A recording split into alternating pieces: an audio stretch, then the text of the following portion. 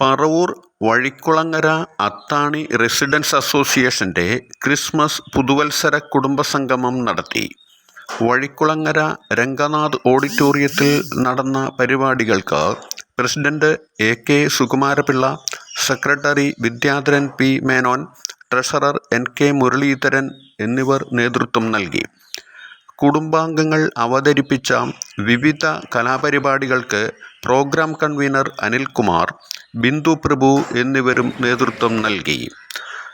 പരിപാടികൾ അവതരിപ്പിച്ച അംഗങ്ങൾക്ക് സമ്മാനങ്ങൾ വിതരണം ചെയ്തു. President A K. സുകുമാരപിള്ള അംഗങ്ങൾക്ക് പുതുവത്സര സന്ദേശവും നൽകി.